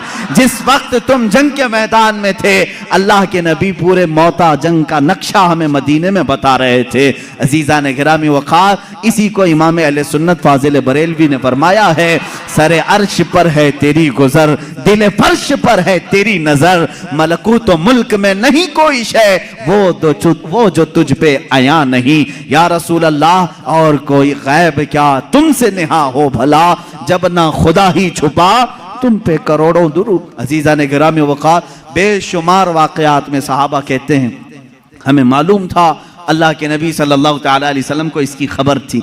अब अपने बाद होने वाले हालात को जो हुजूर ने बयान किए वो खुद एक अलग टॉपिक है, क़यामत की निशानियां। रसूल करीम सल्लल्लाहु तआला अलैहि वसल्लम ने क्या क्या नहीं बयान किया। एक सहाबी हजरत हुज़ैफा बिन यमान रदियल्लाहु तआला, ये एक ऐसे सहाबी हैं, ये इनकी खुसूसियत ये थी, हजरत उमर फारूक इनको देखते रहते थे। क्यों जानते हैं? ये राज हुजूर सल्लल्लाहु तआला अलैहि वसल्लम के कुछ राजों से ये वाकिफ थे। हजरत हुज़ैफा, हजरत उमर जो है, जब भी किसी का जनाजा होता तो सबसे पहले सफों में हजरत हुज़ैफा को देखते थे। अगर हजरत हुज़ैफा नमाज में हैं तो हजरत उमर नमाज पढ़ते थे, अगर हजरत हुज़ैफा नहीं होते तो हजरत उमर भी नमाज नहीं पढ़ते। क्यों? क्या बात है? क्या चीज ऐसी थी? आपसे पूछा गया अमीरुल मोमिनीन क्या बात है, क्यों आप हुज़ैफा को तलाश करते हैं, और जब हुज़ैफा जमात में हो तो आप नमाज पढ़ते हैं जनाजे की, वो ना हो तो नमाज जनाजा नहीं पढ़ते। बात यह है मेरे अजीजों, हजरत हुज़ैफा कहते हैं रसूल करीम सल्लल्लाहु तआला अलैहि वसल्लम ने उनको क़यामत तक आने वाले मुनाफिकीन का नाम के साथ बताया था। फला बिन फला मुनाफिक है, फला बिन फला मुनाफिक है, फला बिन फला मुनाफिक है। हजरत हुज़ैफा कहते हैं मैंने सब नाम याद रखे। हजरत उमर कहते हैं ये राज़े रसूल के जानकार थे और ये जानते थे कि कौन मरा है, मोमिन मरा है कि मुनाफिक मरा है। हजरत हुज़ैफा जिस जनाजे में शरीक होते, हजरत उमर कहते मोमिन का जनाजा गया, जहां नहीं होते वो खुद ही दूर हट जाते। हजरत हुज़ैफा नहीं है, इसका मतलब है दाल में कुछ काला जरूर है। मेरे अजीजों, हुजूर अकरम सल्लल्लाहु तआला अलैहि वसल्लम ने उन्हें नाम के साथ बताया था। क्या ये गैब की खबर नहीं है? ये गैब की खबर नहीं है किसके दिल में क्या छुपा है। ईमान और निफाक तो ये दिल की कैफियत का नाम है। हुजूर अकरम सल्लल्लाहु तआला अलैहि वसल्लम नमाज की हालत में हों और सहाबा इकराम पीछे नमाज पढ़ रहे हों, तब भी हुजूर फरमाते हैं तुम्हारे रुकू और सजदे भी मुझसे छुपे हुए नहीं, तुम अपने दिलों में जो सोचते हो वो भी खबरें अल्लाह ताला मुझ पर मुनकशिफ फरमाता है। अब हजरत हुज़ैफा रज़ियल्लाहु ताला अन्हु फरमाते हैं, वही हदीस सुन लें। हुजूर अकरम सल्लल्लाहु ताला अलैहि वसल्लम एक दिन अपने हुजरे से बाहर आए, मिंबर पर खड़े हो गए, फज्र की नमाज पढ़ाकर मिंबर पर खड़े हो गए, खुतबा देते रहे, खुतबा देते रहे। हजरत हुज़ैफा कहते हैं जोहर की अजान हो गई, जोहर तक जोहर की नमाज पढ़ाई। हुजूर पाक सल्लल्लाहु अलैहि वसल्लम फिर मिंबर पर चढ़े, खुतबा देते रहे, असर हो गई। असर के बाद फिर खुतबा दिया, मगरिब हो गई, मगरिब के बाद फिर खुतबा दिया, इशा हो गई। इतना लंबा खुतबा पूरी जिंदगी पाक में कभी नहीं था। हजरत हुज़ैफा रज़ियल्लाहु ताला अन्हु इस हदीस के रावी फरमाते हैं ये वो दिन था जब मैं तन्हा नहीं और भी सहाबा थे। अल्लाह के नबी सल्लल्लाहु ताला अलैहि वसल्लम ने अपनी वफात के बाद से लेकर क़यामत तक आने वाले हर फितने को हुजूर ने खुतबे में बयान किया। और हुजूर हजरत हुज़ैफा फरमाते हैं इतने फितने, कौन किस फितने का बानी होगा, कौन फाउंडर होगा, कौन कौन सी जमातें तश्कील पाएंगी, कितने फिरके बनेंगे और फिरके का फाउंडर कौन होगा, उसके नाम के साथ हजरत हुज़ैफा कहते हैं 300 फितनों के बानियों के नाम तो मुझे याद हैं। हुजूर सल्लल्लाहु ताला अलैहि वसल्लम मिंबर पर बयान कर रहे हैं। और एक हदीस हजरत अबू हुरैरा से, हुजूर सल्लल्लाहु ताला अलैहि वसल्लम अपने हाथ में 2 किताबें लिए हुए थे। पूछा हजरत अबू हुरैरा ने क्या है? हुजूर ने फरमाया ये एक है, ये एक है, इसमें सारे जन्नतियों के नाम है, इसमें सारे जहन्नमियों के नाम। इसकी भी खबर अल्लाह ने रसूल पाक को अता की थी। अब कौन कौन सी चीजों को तुम निकालोगे कि ये नहीं जानते थे, वो नहीं जानते थे, कौन जन्नती है और कौन दोज़खी है, इसकी खबर भी मेरे आका सल्लल्लाहु ताला अलैहि वसल्लम अता फरमा रहे हैं। बल्कि जन्नत के अंदर पहुंचने वालों की खबरें, दोज़ख में कौन कौन जाएगा उनकी खबरें, कब्रों के मुतालिक यहाँ तक कि एक हदीस पाक है, हुजूर सल्लल्लाहु ताला अलैहि वसल्लम गुजर रहे थे, एक जगह कब्रिस्तान के खड़े हो गए और आपने एक बेरी के दरख्त की टहनी शाख को तोड़कर उन कब्रों पर लगाया। हरे हरे पत्ते थे। सहाबा ने पूछा, या रसूल अल्लाह सल्लल्लाहु ताला अलैहि वसल्लम, क्या बात है, आपने ये पत्तों को इनकी कब्रों पर रखा? यहीं से फूल चढ़ाने का सबूत भी हमें मिलता है। हुजूर पाक सल्लल्लाहु ताला अलैहि वसल्लम ने हरी भरी टहनियां लगाई। हुजूर अकरम सल्लल्लाहु ताला अलैहि वसल्लम फरमाते हैं, मैं गुजर रहा था, मैंने देखा इन दोनों कब्रों पर अजाब हो रहा है, इन दोनों कब्रों पर अजाब हो रहा है। और दोनों को अजाब किस वजह से हो रहा है ये भी मेरे आका ने फरमाया। एक चुगली करता था और दूसरा पेशाब के छींटों से नहीं बचता था। पेशाब के जो कतरे हैं वो उड़कर कपड़े में लगते हैं, इस पर भी अजाब दिया जा रहा है कब्र में। हुजूर अकरम सल्लल्लाहु ताला, इसीलिए किसी भी मोमिन को ये ज़ेब नहीं देता कि वो खड़े होकर के पेशाब करे और छींटे अपने बदन पर उछाले। ये मुसलमान को ज़ेब नहीं देता, वरना वो कब्र में अजाब में गिरफ्तार होगा। पेशाब के छींटों से अपने आप को बचाओ, इससे बीमारियां भी आती हैं, निसियान की बीमारी। जो पेशाब के छींटों से अपने आप को नहीं बचाता उसको भूलने की बीमारी लग जाती है, बार बार भूलेगा, हाफिजा कमजोर होगा, और प्लस अजाब अलग। हुजूर अकरम सल्लल्लाहु ताला अलैहि वसल्लम फरमाते हैं, दोनों कब्रों पर मैंने टहनियां इसलिए रखी कि हर हरा पत्ता अल्लाह की तस्बीह बयान करता है। जब तक वो ताज़ा होते हैं अल्लाह की तस्बीह बोलते हैं पत्ते, और इनकी तस्बीह पढ़ने से उनके कब्र के अजाब में तखफीफ हो जाती है, अजाब उनका हल्का हो जाता है। अब समझ गए आप, कब्र पर टहनियां लगाने का सबूत इसी हदीस पाक से है। फूल भी ताज़े हम इसलिए डालते हैं कि वो तस्बीह पढ़ें और कब्र वाले को उसका फ़ायदा हो। हाँ, औलिया कामिलीन के मज़ारात पर इसलिए कि उनके दर्जात में बुलंदी हो, अजाब में तखफीफ गुनहगारों के लिए, और जो नेकोकार हैं उनके दर्जात में बुलंदी के लिए। दोनों भी मकसद ठीक है। हुजूर अकरम सल्लल्लाहु ताला अलैहि वसल्लम ने कब्र के अंदर के हालात भी बयान फरमाए। कब्र के अंदर के हालात, एक बार खुतबे के लिए खड़े हुए लोगों से पूछा, ऐ लोगों, कुछ पूछना है मुझसे पूछ लो, कुछ पूछना है मुझसे पूछ लो। एक साहबी हजरत अब्दुल्ला, उन्होंने पूछा कि या रसूल अल्लाह सल्लल्लाहु अलैहि वसल्लम, मेरे बाप कौन है, मेरा बाप कौन है? लोग उनको ताना मारते थे। हुजूर सल्लल्लाहु ताला अलैहि वसल्लम ने फरमाया, अब्दुल्ला, तेरे बाप का नाम हुज़ाफा है, हुज़ाफा है। और तहकीक के बाद यही बात साबित हुई, उनके वालिद अब्दुल्ला बिन हुज़ाफा, हुज़ाफा उनके वालिद थे। हुजूर सल्लल्लाहु ताला अलैहि वसल्लम को इसकी भी खबर है कौन किसका बेटा है, इसकी भी खबर है। अब बाद वफात की बात भी मैं बता दूं, क्या हुजूर सल्लल्लाहु ताला अलैहि वसल्लम को उनकी वफात के बाद की खबर होगी कि नहीं होगी? रसूल करीम सल्लल्लाहु ताला अलैहि वसल्लम को वफात के बाद खबर है या नहीं? हयात बादल ममात, ये मेरा खुद अलग एक उन्वान रहेगा, हयातुन नबी। लेकिन हुजूर की वफात के बाद वो अपनी उम्मत को जानते हैं कि नहीं जानते? अजीज़ान गिरामी, एक सहाबी कहते हैं हुजूर सल्लल्लाहु ताला अलैहि वसल्लम से, उन्होंने अर्ज किया, आका मैं आपसे करीब होने के लिए क्या करूं? हुजूर सल्लल्लाहु ताला अलैहि वसल्लम की वफात के बाद की बात पूछ रहे हूं। हुजूर ने फरमाया, तुम कसरत से दुरूद पढ़ो, कसरत से दुरूद पढ़ो। उन्होंने पूछा, हर उस सहाबी ने अच्छा किया जो पूछा। इस जमाने में वो फतवा भी दिया जा सकता है। उन्होंने पूछा, या रसूल अल्लाह सल्लल्लाहु अलैहि वसल्लम, क्या आपकी वफात के बाद, मौत के बाद मेरा पड़ा हुआ आप तक पहुंचेगा? यही तो सवाल है दूसरों का। और उन्होंने सुन्नियों का बोझ भी हल्का किया, कोई शक में ना रहे। हुजूर पाक सल्लल्लाहु अलैहि वसल्लम ने जवाब में भी इतना ही नहीं फरमाया पहुंचेगा, बल्कि यूं फरमाया उस सहाबी को, वो और लोग हैं जिनके मरने के बाद हड्डियां गल जाती हैं, जिस्म सड़ जाता है। इन्नल्लाह हर्रम अलल अर्दि अन तअकुला जसादल अंबिया फनबियुल्लाहि हय्युन युरज़क़।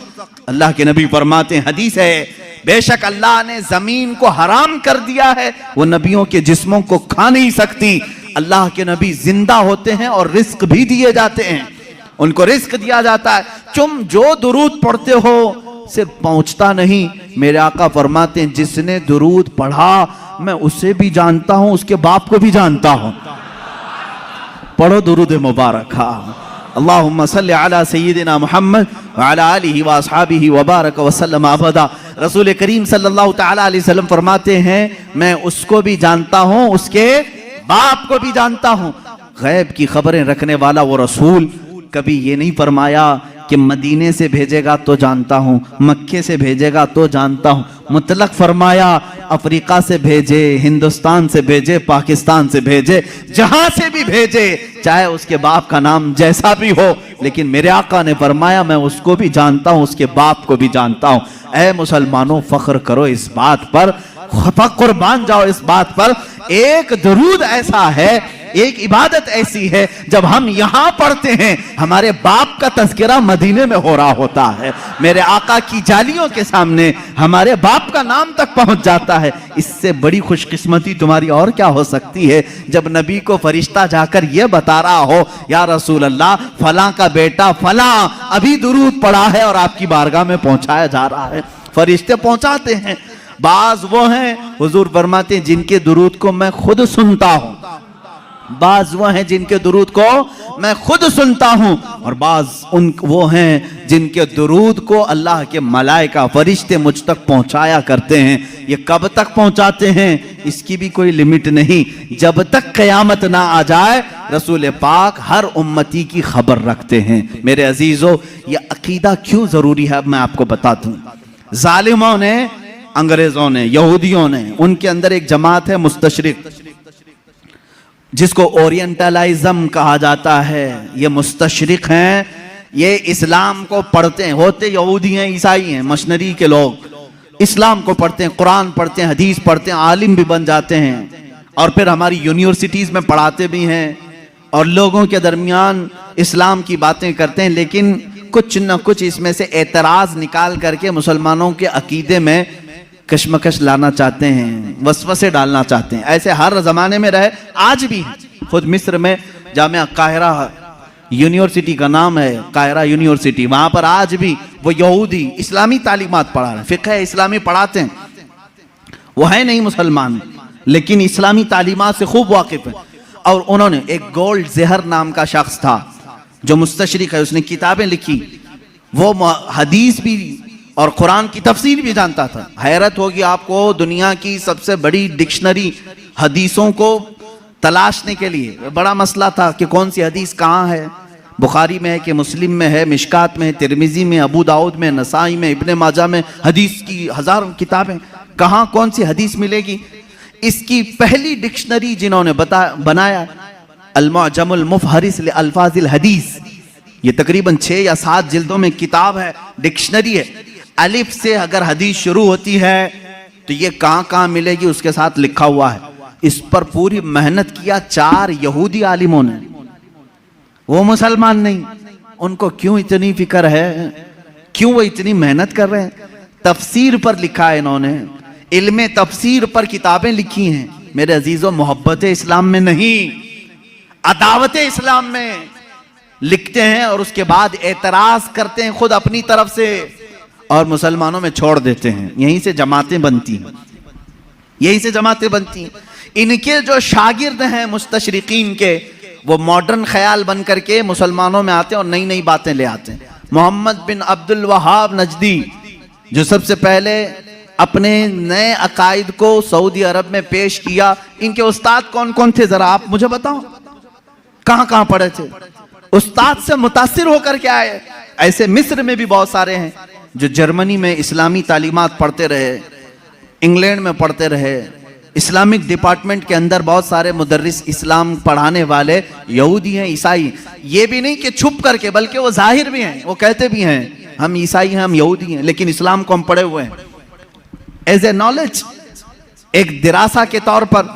लेकिन उनका काम सिर्फ ये होता है कुछ ना कुछ वसवसा डालना, कुछ ना कुछ वसवसा डालना। ऐसे हजारों वसवसे उन्होंने डाले, लेकिन उलमाए रब्बानियीन की जमात हर जमाने में रही है जो दंदा शिकन उनका जवाब भी देती रही। सबसे पहले इनकार करने वाले हुजूर सल्लल्लाहु ताला अलैहि वसल्लम की हयात बाद वफात के लिए ये मुस्तशरिकीन ही थे। इन्होंने शोशा डाल दिया था कि नबी मर कर खत्म हो चुके हैं, अब उनका कोई असर बाकी नहीं, इन्फ्लुएंस नहीं रहेगा, इस तरह की बातें उन्होंने लिखी, उनसे एडॉप्ट किया कुछ हमारी जमात के उलमा, वो बाद में अलग हो गए। हुजूर सल्लल्लाहु ताला अलैहि वसल्लम के इल्म के बारे में सबसे पहले यही मुस्तशरिकीन यहूदियों और ईसाइयों ने सवालात छोड़े। सबसे पहले इन्हीं की तरफ से एतराज आता है कि रसूल पाक सल्लल्लाहु ताला अलैहि वसल्लम को कभी गशी आ जाती थी और इस आलम में वो कुछ ना कुछ बोल जाते थे, मुआज़ल्लाह रब्बिल आलमीन। इस तरह की नाज़ेबा तोहमतें उन्होंने हुजूर की जात पर लगाई और कहा उनको इतना इल्म नहीं था, फलां फलां चीज़ों का, वो अचानक बोल देते और लग जाती कुछ चीज़ें। इनसे अडॉप्ट करके कुछ उलमा आए। मेरे अजीज़ों, क्यों जानते हैं ये मेरे आका के इल्म गैब पर क्यों इस तरह की बातें करते हैं? सिर्फ इसलिए कि उम्मत के जहन में हुजूर का मर्तबा कम कर दिया जाए। आज तुम्हें डर किस बात का लगता है? नबी की शान में एक जुमला भी कहने से 1000 बार सोचते हो। अल्लाह के नबी हैं, उनके बारे में हम मजाक में भी कोई जुमला नहीं कह सकते, ईमान चला जाएगा। आज तक ये डर है या नहीं? आज तक ये डर है। लेकिन ये चाहते हैं कि उनको भी आम इंसान की तरह पेश कर दें, उनका भी मजाक हो सकता है।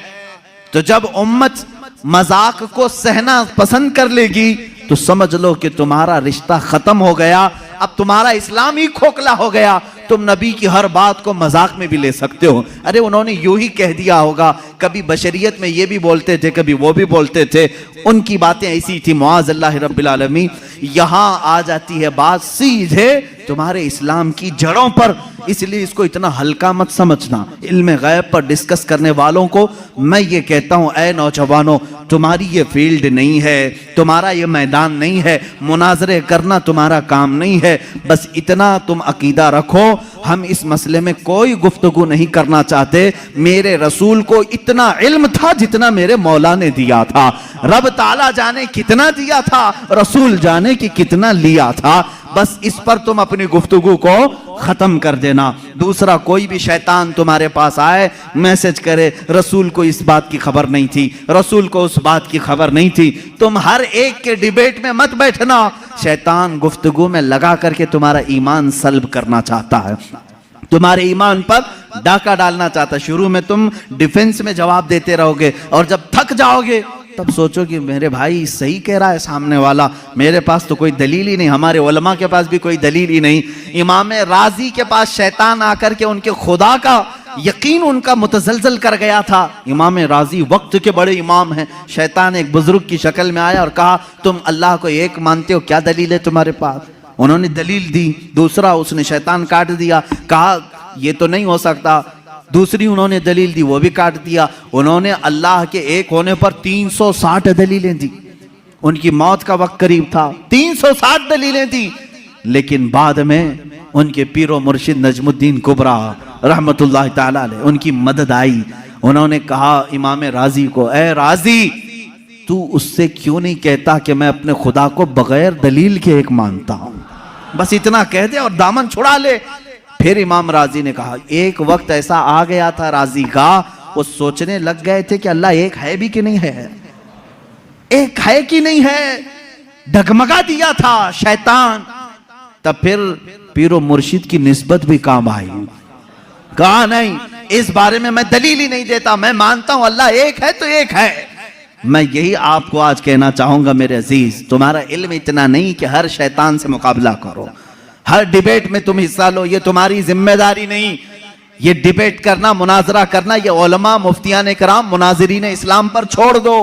अल्लाह ने उस फील्ड के भी माहिरीन पैदा किए हैं, उस मैदान के मुजाहिद भी पैदा किए हैं जो मुखालिफीन का दांत तोड़ करके जवाब देते हैं। वो मौजूद हैं, वो उनकी अपनी फील्ड है। लेकिन हर ऐरा गैरा इसमें बाजी ले जाने की कोशिश में करेगा तो तुम्हारा घोड़ा कहीं का कहीं गिर जाएगा और तुम शहीद भी हो जाओगे, गिर जाओगे। अब यहां पर मेरे अजीजों, मेरी नसीहत सुन लो। इस तरह के डिबेट जब भी आए, मेरे रसूल को कितना इल्म था कितना नहीं था, तब इतना ही कहो, मेरा तो अकीदा इतना है, अल्लाह ने उनको बेहिसाब दिया था, जितना अल्लाह ने दिया था उतना उनके पास था। या अल्लाह जाने कितना दिया था, रसूल जाने कितना लिया था। इसी पर अपनी गुफ्तगू ख़त्म करो। रसूल करीम सल्लल्लाहु ताला अलैहि वसल्लम के इल्म गैब पर ज़्यादा डिस्कस ना करो। इसके बाद इंशाअल्लाह और भी दीगर बहसें आएंगी। हुजूर बशर थे कि नूर थे, हुजूर हाजिर हैं कि नाजिर हैं कि नहीं हैं, हुजूर वफ़ात के बाद ज़िंदा हैं या नहीं, हुजूर को कितने इख्तियारात थे, ये सब आज के मसाइल जो फैलाए हुए हैं किताबों में, मैं इंशाअल्लाह अज़ीज़ हर एक पर थोड़ी सी ही सही गुफ्तगू करने की सआदत ज़रूर हासिल करूँगा। इसलिए कि हमने रसूल माना है तो वो रसूल माना है जैसे सिद्दीक़ अकबर ने माना था। हम वो रसूल मानते हैं, इसलिए कि हज़रत सिद्दीक़ अकबर का ईमान तो देखो। अबू जहल आया एक बार, कहने लगा अबू बकर तुम्हें मालूम है यही ईमान होना चाहिए आपका भी। अबू बकर सिद्दीक़ आ रहे थे कहीं बाहर से, अबू जहल पकड़ा, कहा अबू बकर एक सवाल का जवाब दे दो। कहा क्या है? कहा एक शख्स कह रहा है कि कल की रात वो मस्जिद हरम से बैतुल मुकद्दस तक गया था, एक ही रात में गया था और उसके बाद फिर वापस लौट करके भी आया। पॉसिबल है? ऐसा मुमकिन है? ये मेराज का दूसरा दिन था। हजरत अबू बकर को अभी मालूम भी नहीं था, वो गए भी नहीं थे हुजूर के पास। पहले ही अबू जहल मिला खबर देने के लिए। तो हजरत अबू बकर ने कहा ऐसा कैसा मुमकिन है, एक रात में कोई मस्जिद हरम से मस्जिद अक्सा तक जाए? पॉसिबल नहीं है, मुमकिन नहीं, क्योंकि मक्का से फिलिस्तीन का सफर जो है उस जमाने में 1.5 महीने का था। एक रात में कोई कैसे जाके आएगा? अब वो कहका मार के हंसने लगा, ठट्टा मार करके हंसने लगा। उसे यही तो पॉइंट चाहिए था। अबू जहल ने कहा अबू बकर इतनी ही बात नहीं, वो इससे भी आगे की भी बातें कह रहा है, तुम्हारा क्या ख्याल है? हजरत अबू बकर चौंक गए, बता तो सही कौन कह रहा है, कौन है ये जो दावा कर रहा है? अबू जहल ने कहा वही मोहम्मद जिसके पीछे तुम घूमते हो सल्लल्लाहु अलैहि वसल्लम। हजरत अबू बकर जलाल में आए, कहा है अबू जहल अगर उन्होंने कहा है इससे बड़ी बात भी, तब भी मैं ईमान लाता हूं। हर चीज पॉसिबल है, हर चीज मुमकिन है। अगर उन्होंने कहा कि मस्जिद हरम से मस्जिद अक्सा तक वो एक रात में जाकर के आए, तो तू मुझसे इतनी बात पूछ रहा है कि हो सकता है कि नहीं हो सकता? अगर रसूल कह दे कि एक आन में मैं 7 आसमान पर जाकर आया, तब भी मैं तस्लीम करूंगा। यह हजरत अबू बकर पहले ही बताए, उसके बाद बारगाह मुस्तफ़ा में आए हुजूर सल्लल्लाहु ताला अलैहि वसल्लम के बाद। अभी हुजूर सहाबा को अपने सफर की दास्तान सुना रहे थे। हजरत अबू बकर किससे सुन के आए थे? अबू जहल से। लेकिन कुर्बान जाओ मेरे मौला को, मेरे मौला ने उन्हें जो अता किया। हजरत अबू बकर जैसे ही आए, हुजूर ने मुस्कुरा करके कहा ए अबू बकर, जिब्राइल आए थे अल्लाह की तरफ से, तुम्हारे लिए एक लक़ब लेकर के आए हैं। कहा या रसूल अल्लाह क्या है? कहते अल्लाह ने आज से अबू बकर को सिद्दीक कहा है। सिद्दीक उसको कहते हैं जो सच्चाई की तस्दीक करता है, जो हर सच्ची बात को एक्सेप्ट करता है। हजरत अबू बकर अभी हुजूर से सुने नहीं, दुश्मन से सुने हैं, तब वो इकरार कर रहे हैं ए जालिमो, तुमने मुहद्दिसीन से सुना है, औलिया कामिलीन से सुना है, सहाबा ताबईन से सुना है कि रसूल क्या क्या जानते थे, फिर भी इनकार कर रहे हो। हजरत अबू बकर ने अबू जहल से सुन करके भी इनकार नहीं किया। अल्हम्दुलिल्लाह हम सिद्दीकी ईमान रखते हैं कि हमने अपने औलिया कामिलीन की जुबान से सुना कि रसूल मा काना व मा यकून की खबर रखते हैं। हमारा अकीदा भी यही है कि रसूल मा काना व मा यकून की खबर रखते हैं। वह अव्वलीन के भी आका हैं, वह आखिरीन के भी आका हैं। वही है यासीन, वही है ताहा, वही है फुरकान, वही है अव्वल, वही है आखिर। मेरे आका की जात पर ये सारी चीजें मुंतहा हैं। अल्लाह रब्बुल इज्जत हमें अहले सुन्नत व जमाअत के सच्चे मजहब पर कायम व दायम रखे। मौला ताला हमें इसी अकीदे के साथ इस दुनिया से रुखसत फरमाए। ऐ मौला हमारा जनाजा अहले सुन्नत व जमाअत पर उठा। जब रसूल करीम सल्लल्लाहु अलैहि वसल्लम की बारगाह में पहुंचे तो हमें शर्मिंदा और जलील और रुस्वा होने से महफूज फरमा। व आखिरु दावाना अनिल हम्दुलिल्लाहि रब्बिल आलमीन।